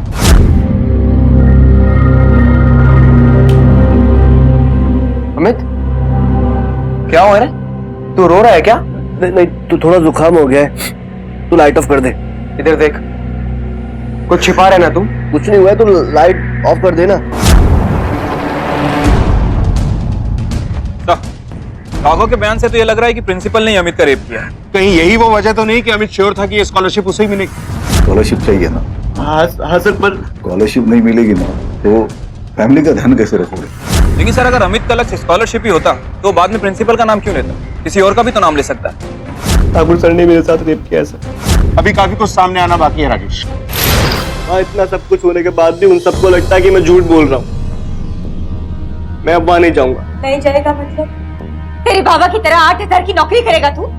अभी तुझे पता है ना, यही मौका है जब तू पढ़ लिख कर कुछ बन सकता है। अगर ये मौका गया ना तो तू कुछ नहीं बन पाएगा। और तू ही बता, तेरे चाचा के आम कितने दिन तक और रहेंगे? तो मैं क्या करूंगा? मैं फिर से वहीं जाऊं जहां मेरे साथ इतना सब कुछ हुआ। जितना बर्दाश्त होना था मैंने कर लिया। अमित, इन दोनों की तरफ देख। तू ऐसे हिम्मत हार जाएगा तो कैसे चलेगा? देख, मैं आज से तुझे कुछ नहीं बोलूंगी, सिर्फ इतना बोलूंगी कि इन दोनों की किस्मत अब तेरे हाथ में है। देख अमित, काकी सही कह रही है, तुझे कॉलेज वापस चलना चाहिए तो आज नहीं मंडे को आ, और तू हिम्मत मत हार यार। क्या अमित के सीने में कोई ऐसा राज दफन था जिसे वो अब तक बाहर नहीं ला पाया था? या फिर सच में प्रिंसिपल ठाकुर ने अपनी पावर का गलत इस्तेमाल करते हुए अमित को अपना शिकार बनाया था? इस केस के सभी पात्र पुलिस की रडार पर थे। कॉलेज स्टूडेंट यूनियन लीडर देव से लेकर प्रिंसिपल ठाकुर और अमित से जुड़े हर शख्स पर पुलिस की नजर थी। देव की हरकतों की वजह से प्रिंसिपल ठाकुर का परिवार काफी परेशान था। उनके लिए तो जैसे जीना भी मुश्किल होता जा रहा था। देव अपने साथियों के साथ मिलकर जो कर रहा था वो कानूनन अपराध था, और अगर एक मिनट के लिए मान भी लिया जाए कि प्रिंसिपल ठाकुर ने अपने स्टूडेंट अमित के साथ कुछ गलत किया था, तो भी उन गुनाहों की सजा के हकदार सिर्फ प्रिंसिपल ठाकुर ही थे, ना कि उनके घर वाले। देव के इस रवैये पर प्रिंसिपल ठाकुर और उनका परिवार आखिर चुप क्यों था? ये चुप्पी आने वाली एक बड़ी मुसीबत को न्योता दे रही थी। इस केस के अगले अध्याय में कुछ ऐसा लिखा था जिसके होने के बाद सभी के होश उड़ गए।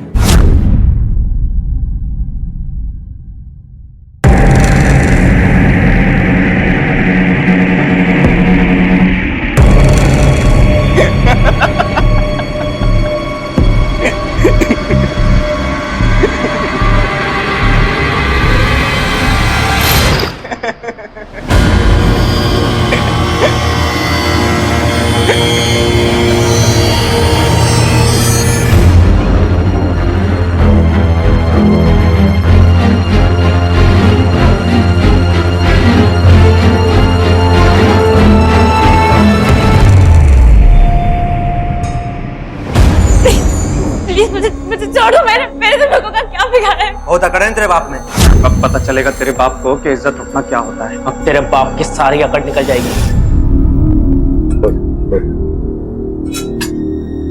देखिए, अपनी नहीं तो अपने बच्चों के फ्यूचर की तो सोचिए। इस शहर में हमारी जितनी बदनामी होनी थी हो गई। नए शहर में हमें कोई नहीं पहचानेगा। मैंने ऐसा कुछ नहीं किया जिसकी वजह से मुझे ये शहर छोड़ना पड़े। रवि, इस केस का फैसला भी नहीं आया। जब तक मुझे न्याय नहीं मिलता मैं हार नहीं मानूंगा। आप मेरी बात समझने की कोशिश तो कीजिए। दिव्या! दिव्या! दिव्या! लोगों की इतनी हिम्मत। रजनी, अब मैं चुप नहीं बैठूंगा। हर बार की तरह इस बार भी ये काम उनका ही, देव और उसके साथी।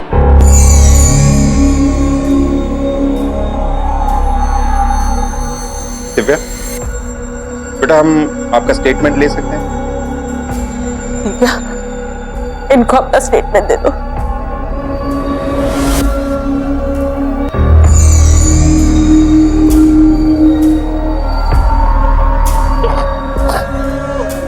ठाकुर साहब, उन लोगों को सबक सिखाने के लिए दिव्या का स्टेटमेंट बहुत जरूरी है, क्योंकि ये मॉलेस्टेशन का मामला है, रेप का नहीं। स्टेटमेंट के बिना हम कुछ नहीं कर सकते। अभी बच्ची ट्रॉमा में है, जैसे ही बोलने की हालत में आए हमें फोन कीजिएगा। राजेश, वक्त आ गया है कि छात्र संघ के इस उभरते हुए नेता के पर कतर दिए जाएं। सर आप निश्चिंत रहिए, इस उभरते हुए नेता की मैं बहुत अच्छी तरह खातिरदारी करूंगा। मतलब बढ़ती है, पावर है, तो कुछ भी करेंगे आप लोग? किसी को भी उठा लेंगे क्या? वर्दी और पावर के साथ साथ एक और चीज है हमारे अंदर जिससे तुम लोग दूर दूर तक वाकिफ नहीं हो, और वो है जिम्मेदारी। जितने दिन हो सके ना अपनी खैर मना लो तुम लोग, क्योंकि जैसे ही दिव्या ने मुंह खोला तो कॉलेज में रैगिंग करने और उसके साथ छेड़खानी करने के जुर्म में इतने साल के लिए अंदर डालूंगा ना तुम लोगों को कि बाहर आते आते आधी उम्र कब बीत जाएगी पता भी नहीं चलेगा। और इस केस में ऊपर वाले की मार देखो, तुम लोगों की उम्र भी 18+, बचने का कोई चांस नहीं।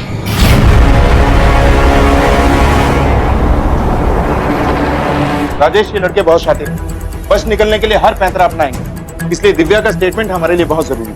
सर मुझे एक बात बहुत खटक रही है, आखिर ये तीनों लड़के दिन रात इस केस के पीछे क्यों पड़े? सर कहीं ऐसा तो नहीं कि अमित की सिचुएशन का फायदा उठाकर ये तीनों कुछ अपना पर्सनल खुन्नस निकालना चाहते हैं? हो सकता है कि प्रिंसिपल और इनके बीच में कोई आपसी रंजिश हो, जिसकी वजह से ये लोग हाथ धो के प्रिंसिपल के पीछे पड़े। राजेश, कॉलेज जाओ, गुप्ता और बाकी स्टूडेंट से पता करो कि इस एंगल के पीछे माजरा क्या है। सर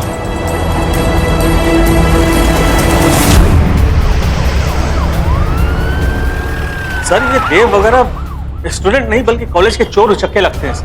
कई बार कॉलेज में फेल भी हो चुका है ये देव, और प्रिंसिपल सर के तो नाम से भी चिढ़ता था और हमेशा मैथ्स में फेल होता था। इस साल तो इसकी हिम्मत इतनी बढ़ गई कि सीधा प्रिंसिपल सर को धमकी देके आया, कहने लगा कि पास करना पड़ेगा। लेकिन प्रिंसिपल सर ने इसके मुंह पे साफ बोला कि पास या फेल सिर्फ मेरिट पे होता है। Thank you. सर राघव और अमित दोनों को देव और उसका ग्रुप नापसंद करता था। ऐसा क्यों? सर राघव और अमित दोनों ही देव के स्टैंडर्ड के नहीं थे, दोनों ही लोअर कास्ट और गरीब फैमिली से थे। पढ़ाई में अच्छे थे, इसीलिए ठाकुर सर और बाकी के टीचर के चहीते थे। देव और उसके सारे फ्रेंड्स हमेशा हमें बहुत परेशान करते थे, हर बार हमारी रैगिंग लेते थे सर। दिव्या बेटा, दरवाजा खोलो। दिव्या, मेरा दिल बहुत घबरा रहा है, आप दरवाजा तोड़ दीजिए, तोड़ दीजिए। दिव्या!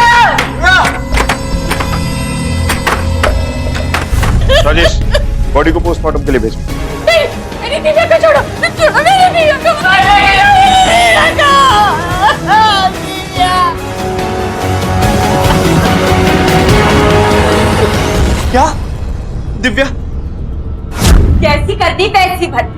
उस ठाकुर ने मेरे बेटे के साथ बुरा किया ना, आज उसकी बेटी नहीं रही। माँ बस कर, इन सब के पीछे उस बेचारे का दोस्त था। अरे बेटा यही संसार का नियम है, जो जैसा बोता है ना वैसा ही उसको मिलता है और वो करता है। मैं जा रहा हूँ। अमित तू कहाँ जा रहा है यार? मैं जानता हूँ भाई सैड न्यूज़ है, पर तू इतना क्यों सोच रहा है? तू छोड़ मुझे। अमित रुकना यार, अमित।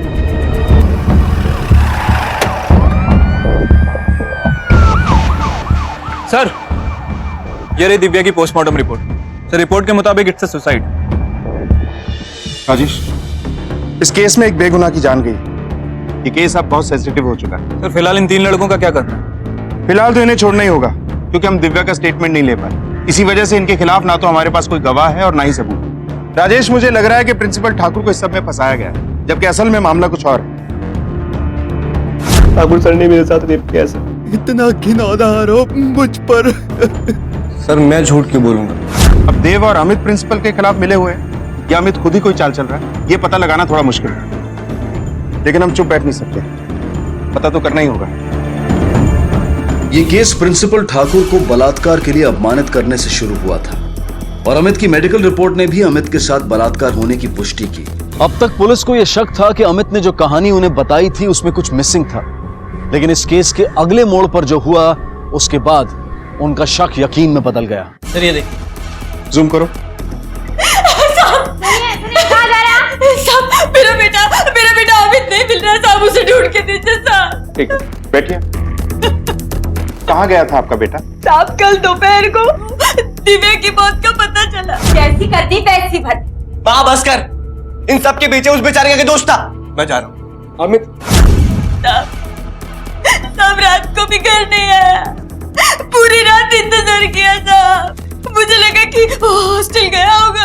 राघव से बात हुई तो उसने बताया कि वो उधर भी नहीं आया साहब। आप चिंता मत कीजिए, हम तुरंत अमित को ढूंढना शुरू कर दें। नहीं सर, अमित को तो मैंने नहीं देखा यार। काकी का भी कॉल आया था मुझे, लेकिन मैंने उन्हें भी यही कहा कि वो यहाँ नहीं आया। अच्छा, ये अमित और कहाँ उठता बैठता है? सर यही आसपास में 2-3 जगह है जहाँ वो कभी कभी जाकर बैठा करता था। लेकिन सर कल मैंने एक बात नोटिस की। क्या? सर कल जब मैं यहाँ वापस आ रहा था,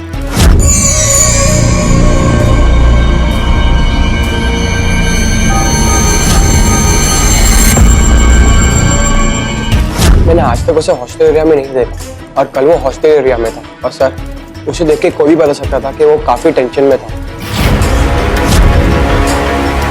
हाँ सर, मैं बस घूम रहा था। और उसमें क्या गलत है? इससे पहले कभी हॉस्टल एरिया में घूमने का मन नहीं हुआ तुम्हारा, या कल कुछ खास था? सर इसमें कौन सी बड़ी बात है, पास में ही है, टहलते टहलते चला गया। आदित्य, तुमने अभी अभी अपनी बहन को खोया है। तुम्हारे पिता पे एक घिनौना इल्जाम है। तुम्हारी जगह किसी भी घर का कोई भी लड़का होता, उसका खून खौलता, ये जाहिर सी बात है। सर ये वक्त गुस्सा दिखाने का नहीं, फैमिली को सपोर्ट करने का। और मुझे पता है कि आप मुझसे क्या पूछना चाहते हैं, लेकिन सर मैं कभी किसी गलत चीज में इन्वॉल्व नहीं हो सकता, ठीक अपने पापा की तरह। सर अब मैं जाऊं? जाओ। सर इस लड़के के दिल में कुछ और है, दिमाग में कुछ और चेहरे पे कुछ और। गुस्सा बहुत है सर इसके अंदर। राजेश, अमित की फोटो आसपास के सारे एरिया में सर्कुलेट करो, उसे ढूंढना बहुत जरूरी है। और ये लड़का आदित्य, गहरी छानबीन करो इसके बारे में। सर मैंने अमित के फोन रिकॉर्ड्स और ट्रायंगुलेशन रिकॉर्ड्स दोनों ही मंगवा लिए। राघव की बताई हुई जगह पर हमारी टीम अमित को सर्च कर रही है। गुड।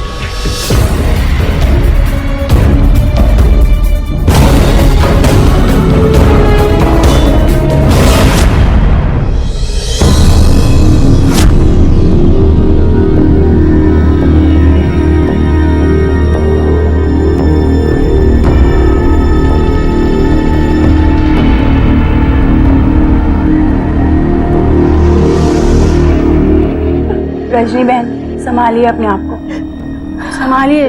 मेरी बेटी के चौथे पर कोई भी नहीं आया, कोई भी नहीं आया। ए ठाकुर, छुप के कहाँ बैठा है? बाहर निकल। मेरे बेटी को कहाँ छुपा के रखा है? उसको मार देगा फिर छोड़ेगा क्या? अरे आने बाहर, छुप के क्यों बैठा है? कहाँ छुप के बैठा है? आने सामने। मेरा बेटा कहाँ है? हमसे क्यों पूछ रही हो? वो यहाँ क्यों आएगा? मुझे कुछ नहीं पता। मेरे पास न सिर्फ मेरा अमित, मुझे मेरा बेटा चाहिए अभी इसी वक्त, समझा? अच्छा, तो आप गरीब है, आपके पास बेटा है, तो मेरी बेटी की कोई हिम्मत नहीं।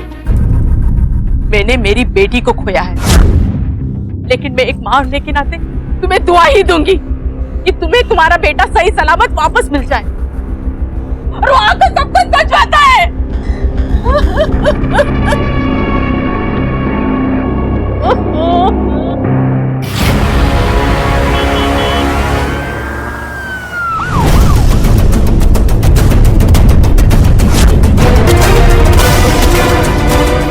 कुछ नहीं है सर। ठीक है, आसपास के एरिया की अच्छे से तलाशी लो और बॉडी को पोस्टमार्टम के लिए भेजो। सर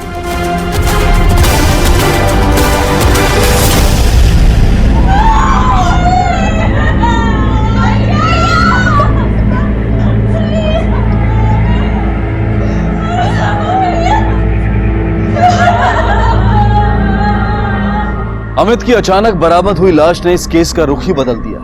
क्या पुलिस का शक सही था कि अमित उनसे कुछ छिपा रहा था? अगर अमित ने अपने बलात्कार से जुड़ी जानकारी पुलिस को गलत दी थी तो उसने ऐसा क्यों किया था? आखिर उसके सामने ऐसी क्या मजबूरी थी कि जिसकी वजह से अमित ने उस शख्स को सारे समाज के सामने दोषी बना दिया, जिस शख्स ने हमेशा उसे सफलताओं की सीढ़ी चढ़ते हुए देखना चाहा? कहीं ऐसा तो नहीं था कि अमित ने अपनी गलती को सुधारने के बारे में सोचा हो और यही ख्याल उसकी मौत की वजह बन गया? सर, ये रही अमित की पोस्टमार्टम रिपोर्ट। सर, रिपोर्ट के हिसाब से अमित के सर पर किसी भारी पत्थर से वार किया गया था। राजेश, मुझे इस केस के सारे सस्पेक्ट के कॉल डिटेल्स चाहिए। आदित्य, प्रिंसिपल, देव और देव के सारे दोस्त, एक एक पे नजर रखो। सर, आदित्य के कॉल रिकॉर्ड्स मैंने ऑलरेडी मंगवा ली। सर, ये रहे आदित्य के कॉल रिकॉर्ड और लोकेशन डिटेल। ठीक है, तुम जाओ।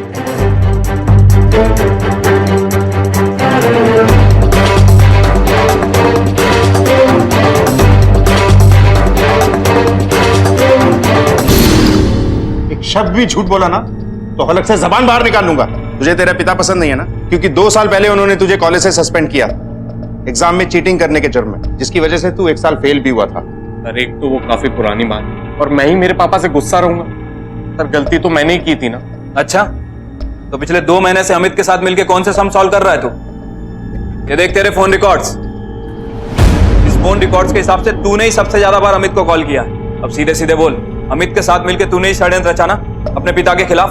और जब अमित ने मुंह खोलना चाहा तो तूने उसकी भी आवाज दबा दी। सर, ये सच है कि मैं उसे कॉल करता क्योंकि वो कमीना मेरी बहन के पीछे था। अगर कोई मेरी बहन के पीछे होगा तो मैं तो बीच में आऊंगा ही ना। हाँ, ये सच है कि मैं पिछले कुछ दिनों से उसे ज्यादा कॉल कर रहा था। सर, वो सच सच बता दे कि मेरे पापा बेकसूर। सर, मैं ही अपने पापा के खिलाफ षड्यंत्र क्यों रचूंगा? ये सब गलत है सर। मैं मेरे पापा से बहुत प्यार करता हूँ और मुझे पता है कि मेरे पापा बेकसूर हैं। पुलिस का पूरा शक प्रिंसिपल ठाकुर के बेटे आदित्य पर था, लेकिन सबूतों के अभाव में वो आदित्य को मुजरिम साबित नहीं कर पा रहे थे। तभी पुलिस ने तय किया कि वो इस केस को ऊपर से नीचे तक एक बार फिर से खंगालेंगे। और इसी दौरान पुलिस के हाथ कुछ ऐसा लगा जिसके बाद इस केस की दशा और दिशा दोनों ही बदल गई।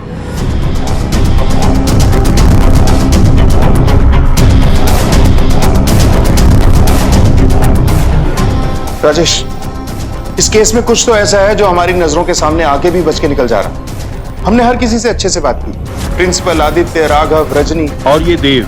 कुछ तो है जहां हमसे चूक हो रही है। हमें इस केस से जुड़ी एक एक चीज को दोबारा से चेक करने की जरूरत है। सर, अमित को तो स्कॉलरशिप पहले ही मिल चुकी थी। और सर, ये देखिए, ये लेटर अमित ने अपने पीसी से डिलीट कर दिया था। अभी अभी हमने रिकवर किया। इस लेटर के हिसाब से तो लैक ऑफ फंड की वजह से अमित को कॉलेज छोड़ने के लिए कहा गया था। लेकिन सर, उस टीचर ने तो कहा था कि वो दोनों स्कॉलरशिप को लेकर काफी कॉन्फिडेंट। राजेश, मुझे लगता है रेप के बाद अमित को स्कॉलरशिप दिया गया। उस प्रिंसिपल ठाकुर को उठा के लाओ। वक्त आ गया है कि इस केस से जुड़े सवाल जवाब को अब वो सॉल्व करें। आप तो बड़े छुपे रुस्तम निकले। रेप भी किया और वादे के हिसाब से अमित को स्कॉलरशिप भी दे दिया। स्कॉलरशिप? मैंने कब अमित को स्कॉलरशिप दिया? राजेश, पता करो कि अगर ये स्कॉलरशिप ठाकुर ने इशू नहीं किया तो ये इशू किया किसने? सर, मैंने पता किया और एक सरप्राइजिंग बात सामने आई है। सर, अमित के साथ साथ राघव को भी स्कॉलरशिप इशू किया गया। और सर, ये स्कॉलरशिप उसी दिन इशू किया गया था जिस दिन देव और उसके ग्रुप ने प्रिंसिपल के साथ पब्लिकली बदतमीजी की। लेकिन उस दिन प्रिंसिपल ठाकुर ने ये स्कॉलरशिप साइन कैसे की? सर, ठाकुर ने साइन किया ही नहीं। तो फिर किसने साइन? राघव, तुम्हें और अमित दोनों को स्कॉलरशिप इशू हुआ था, पर ये स्कॉलरशिप तुम्हारे प्रिंसिपल ठाकुर ने नहीं, किसी और ने इशू किया था। सच हम तुम्हारे मुंह से सुनना चाहते हैं। सर, शायद जो ठाकुर सर ने अमित के साथ किया था। राघव, मैं तुम्हें बता दूं कि ये कोई कॉलेज का एग्जाम नहीं है जहां गलत आंसर देने पे नंबर माइनस होते हैं। ये पुलिस स्टेशन है। यहाँ जो गलत जवाब देता है हम उसकी जिंदगी के दिन माइनस कर देते हैं। तो जो बोलना सोच समझ कर बोलना। सर, उस रात जब अमित वापस आया रात को, देख, जब तक तू मुझे सच नहीं बताएगा मैं लाइट ऑफ नहीं करूंगा। अमित यार, क्या हुआ है? अमित, ये निशान भाई, क्या हुआ तुझे? बोलना यार। मेरे साथ रेप हुआ। क्या? अमित इस बारे में प्रिंसिपल सर को कंप्लेन करना चाहता था, पर जब हम गए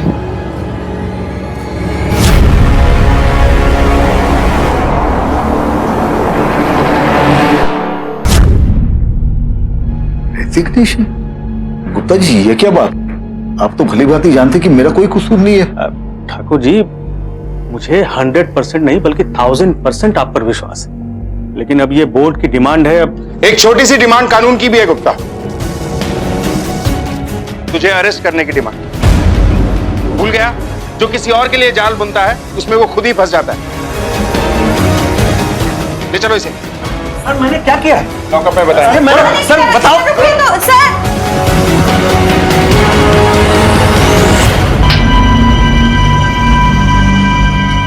सर, मैंने कुछ नहीं किया सर, मैंने कुछ भी नहीं किया, मेरा विश्वास कीजिए। अपनी ओवर एक्टिंग बंद कर। राघव ने अपना मुंह खोल दिया। तेरा खेल खत्म। और उस शाम कॉलेज में प्रिंसिपल ठाकुर नहीं बल्कि तू एनुअल डे का हिसाब कर रहा था।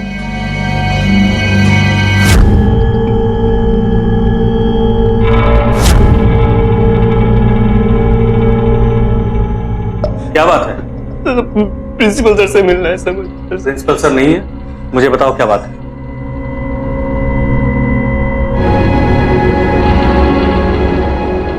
सर, मेरे साथ रेप हुआ है सर। ठाकुर सर नहीं किया है ना तुम्हारे साथ रेप? नहीं सर, ठाकुर सर नहीं किया है तुम्हारे साथ रेप। अब कहानी की तरह इस बात को रख लो, और कोई भी पूछे तो ठाकुर सर का ही नाम ले, समझ गए? बस ठाकुर सर तो सब बहुत अच्छे से, तुम्हें अपना घर बनाना है या नहीं? तुम अपना स्कॉलरशिप ले लो और मैं प्रिंसिपल की पोस्ट। मेरी सालों से इच्छा थी कि मैं प्रिंसिपल बन, लेकिन उस ठाकुर ने उस कुर्सी को कभी छोड़ा ही नहीं, और उसे उस कुर्सी से हटाने का यही एक रास्ता दिखा मुझे सर। तेरे इस लालच ने 2-2 जिंदगियों को बर्बाद कर दिया।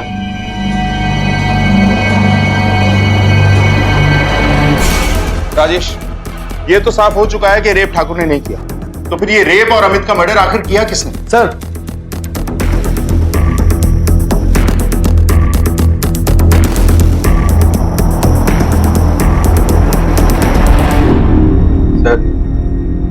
दिव्या की मौत की खबर सुनकर अमित पूरी तरह से टूट चुका था। जैसी करती तैसी भरी। माँ बस कर, इन सब के पीछे उस बेचारे का दोस्त था।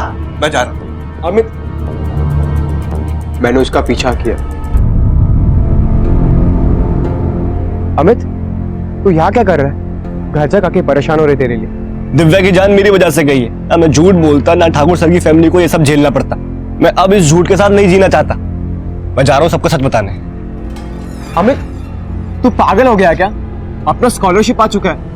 भाई, इतना सब कुछ सह लिया, थोड़ा और सह ले, उसके बाद जिंदगी में मैं कोई नहीं रोक सकता। राघव, अब मैं नहीं सह सकता। मैं सबको सच बताकर प्रायश्चित करना चाहता हूँ। भाई, तेरे चक्कर में मैं फंस जाऊंगा यार। Raghav, I am sorry. मैं पुलिस को सब सच बताने जा रहा हूँ। और सर, मैंने उसके लाश को नाले में फेंक दिया। मैं उसको नहीं मारना चाहता था, दोस्त था वो मेरा, पर मैं क्या करता सर? इतने बड़े मौके को कैसे जाने देता मैं? सर, रेप उसका हुआ, गेम गुप्ता सर खेल रहे थे, इस सबके बीच मैं क्यों फंसूं? बड़ी मुश्किल से स्कॉलरशिप मिला था मुझे। एक घर वाले की बड़ी उम्मीदें थी मुझसे, बहुत खुश थे वो सर। मैंने हमेशा अमित का साथ दिया, एक अच्छे दोस्त के नाते। दोस्त नहीं, दुश्मन था तू अमित का।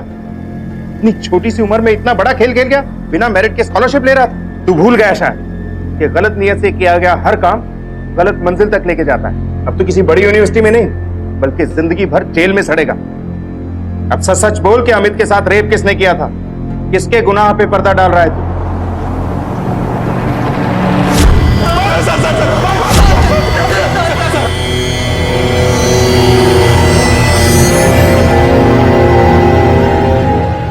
हाँ सर, हमने किया उस अमित का रेप। क्यों किया? सर वो ठाकुर हमेशा उन लोगों को वीआईपी ट्रीटमेंट देता था। सर हमें फेल कर दिया और उन दोनों को स्कॉलरशिप देने की सोच रहा था। उस रोज भी ठाकुर अमित को ट्यूशन दे रहा था। ये देख के हम लोगों का दिमाग गर्म हो गया सर।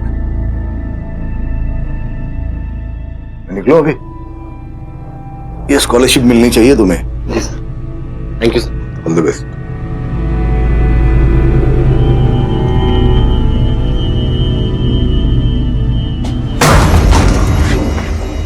क्या रे अमित, दिया क्या ठाकुर सर ने?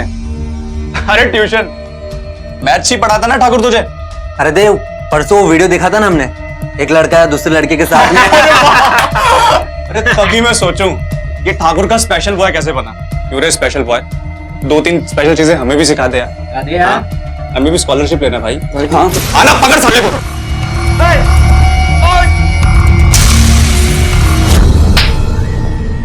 तुम लोगों के एक जुर्म ने 2-2 जिंदगियां ली, 2-2 परिवारों की खुशियों को हमेशा हमेशा के लिए खत्म कर दिया। स्टूडेंट यूनियन के हेड होने के पोस्ट और पावर का यह फायदा उठाया तूने। देव ने अपने स्टूडेंट यूनियन हेड होने का गलत फायदा उठाया था। वहीं दूसरी तरफ वाइस प्रिंसिपल गुप्ता ने सिर्फ एक पद को पाने के लिए जो षड्यंत्र रचा था वो बेहद घिनौना था। अमित और राघव ने प्रिंसिपल ठाकुर के भरोसे का गलत फायदा उठाया। उन्होंने एक अच्छी जिंदगी के बारे में तो सोचा, लेकिन उस जिंदगी की नींव का पहला पत्थर ही जुर्म का पत्थर था। प्रिंसिपल ठाकुर और उनके परिवार को उनकी खोई हुई इज्जत तो वापस मिल गई, लेकिन जो मानसिक क्षति उन्हें पहुंची उसे भरने में शायद वक्त लगेगा। उमा ने अपना बच्चा खो दिया। इस हादसे ने हमारे समाज से एक अच्छे स्टूडेंट को छीन लिया और एक ऐसी बच्ची अब इस दुनिया में नहीं है जिसका सपना ही बड़े होकर डॉक्टर बनना था और दूसरों का दुख दूर करना था। क्या सच में अपने मन पर काबू रखकर एक आसान सी जिंदगी जीना इतना मुश्किल है? सोचिएगा जरूर। इसी विचार के साथ अब मैं अनूप सोनी आपसे विदा लेता हूं। फिर मुलाकात होगी अगले एपिसोड में एक और चौंका देने वाले केस के साथ। तब तक अपना और अपने परिवार का ख्याल रखें और देखते रहें क्राइम पेट्रोल डायल 100। सबक एक को सीख हम सबको। जय हिंद। इस तरह के और भी एपिसोड देखने के लिए हमारे चैनल को सब्सक्राइब करें और बेल आइकन दबाना ना भूलें।